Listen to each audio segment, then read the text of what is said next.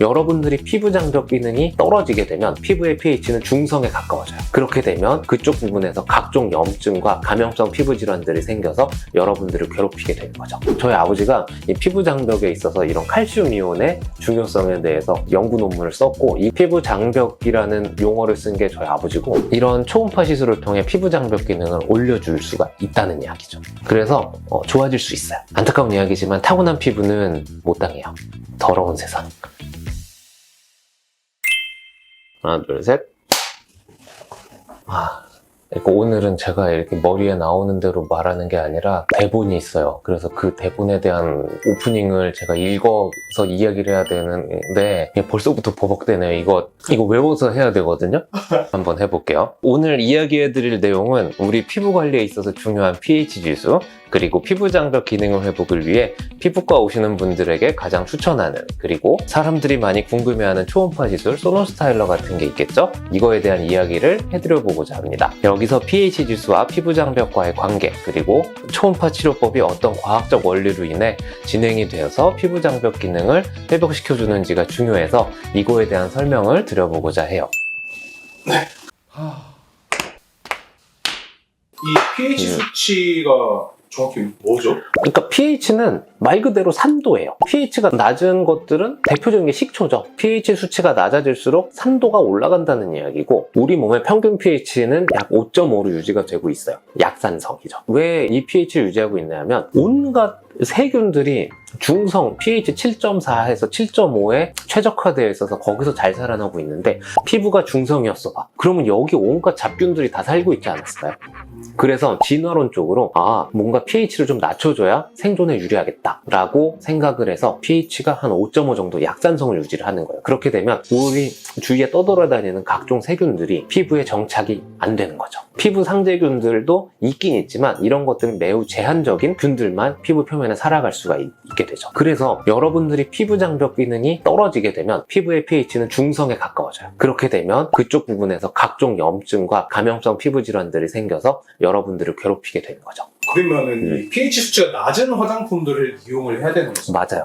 여러분들 피부의 경우에는 피부 장벽 기능이 떨어져 있다. 그런 경우에는 낮은 pH의 화장품을 바르는 것이 좋아요. 근데 수학적이고 약간 논리적이신 분들은 이런 생각이 들을 거예요.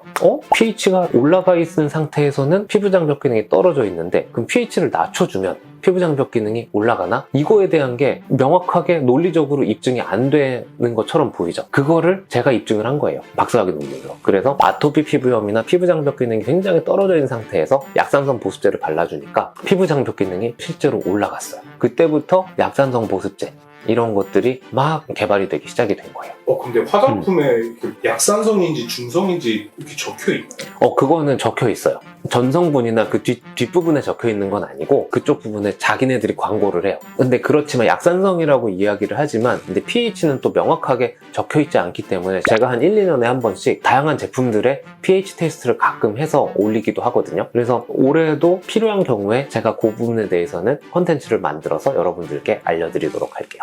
피부 장벽 기능을 올려줄 수 있는 시술에 대해서.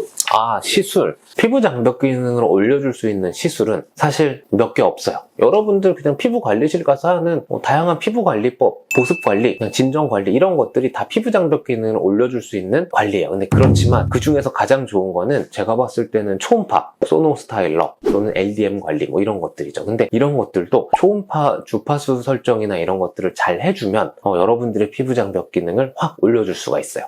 이게 왜 그러냐면 이거는 약간 피부 장벽 파트에 있어서 약간 심화 단계이기는 해요. 이거를 이해를 할 수 있으면 여러분들은 피부 장벽의 전문가랑 다이다이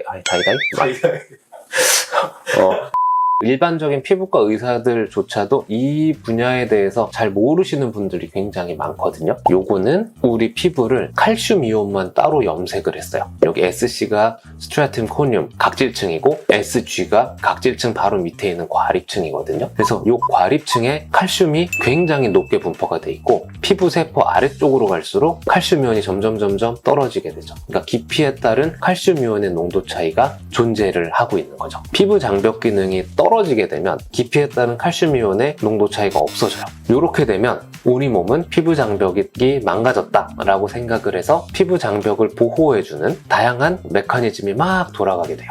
그렇게 돼서 피부 장벽 기능이 회복이 되거든요. 이거를 우리가 생각을 해보면 우리가 이야기하는 초음파를 붕붕붕붕 주게 되면 칼슘 이온이 요동을 쳐요. 여기 많은 놈들이 위쪽에서 막 흔들어 제끼게 되면 이게 막 흩어지면서 깊이에 따른 칼슘 이온의 농도 차이가 없어지게 돼요. 이렇게 되면 우리 몸은 피부 장벽 기능이 손상됐다라는 잘못된 신호를 받게 되는 거죠. 피부 장벽 기능은 정상인데. 이렇게 되면 우리 몸은 피부 장벽 기능을 올려주는 다양한 메커니즘이 막 활성화가 돼서 피부 장벽 기능이 좋아지게 돼요. 여러분들이 이거를 이해를 했다. 그러면 나는 피부 장벽에 대해서 한 반 이상은 이해가 됐구나 라고 생각을 하시면 될 것 같아요. 그래서 이렇게 밝혀진 내용을 토대로 제가 추천하는 이유이기도 하고요. 통증도 없고 부작용도 거의 없기 때문에 소개를 해드렸어요. 이렇게 대본에 쓰여있는 대로 하면 된다는 거죠.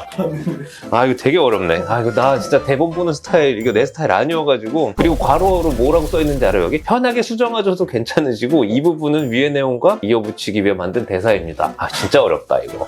좋습니다. 오케이, 알았어요. 이건 뭐 여담이지만 이 분야에 대해서 이렇게 밝혀낸 사람이 저희 아버지예요. 저희 아버지가 이 피부 장벽에 있어서 이런 칼슘 이온의 중요성에 대해서 연구 논문을 썼고 이것 때문에 피부 장벽학이라는 학문이 확 퍼졌어요. 그래서 우리나라에서 피부 장벽이라는 용어를 쓴 게 저희 아버지고 그것 때문에 피부 장벽학이라는 학문이 우리나라에 만들어졌고 여러분들도 굉장히 쉽게 쓰여지고 있는 거죠. 소노스타일러, LDM, 하이퍼럭스 등 다양한 장비들이 있다고 하셨는데 차이가 따로 있는 건가요? 다양한 장비들이 있거든요. 근데 결국 이론은 똑같아요. 정기적인 신호를 줘서 그 도자에 초음파를 계속 쏘게 만들어주는 거죠. 웅 이렇게 쏘게 해주는 원리인데 원리는 같지만 이거의 디테일이 좀 차이가 있을 수가 있고 각각의 기계마다 특성이 달라요. 이거는 사람들의 기호에 따라서 선택을 할 문제인 것 같아요. 그리고 개개인은 다 다양한 피부 특성을 갖고 있죠. 그렇기 때문에 무조건 비싸고 좋은 것만 한다고 해서 여러분들의 피부가 다 좋아지진 않아요. 그 각각의 피부 타입에 맞는 제품 또는 어떤 그 장비를 쓰더라도 그 장비의 주요한 설정 값을 정확하게 세팅을 하고 들어가야 좋아지게끔 할 수가 있어요. 그래서 어떤 장비가 중요하다기보다는 장비를 사용하는 그 장비의 세팅 값을 조절하는 그 사용자, 시술자가 더 중요한 것 같다라고 저는 이야기 드리고 싶어요.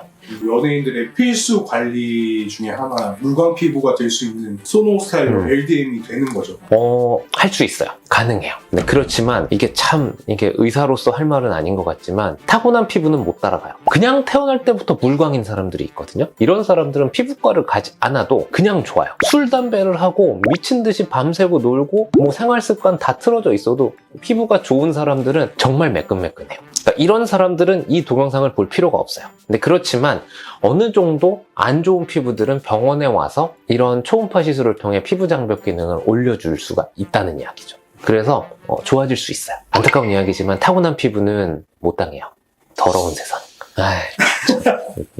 네, 그래서 오늘은 이러한 초음파 시술에 대한 이야기를 조금 더 과학적으로 왜 그런지에 대해서 좀 설명을 드려봤고요. 더 궁금한 이야기 또는 더 알고 싶은 이야기 있으시다면 댓글 달아주시면 제가 조금 더 심도 있는 내용으로 다시 한번 준비를 해서 여러분들께 알려드리도록 할게요.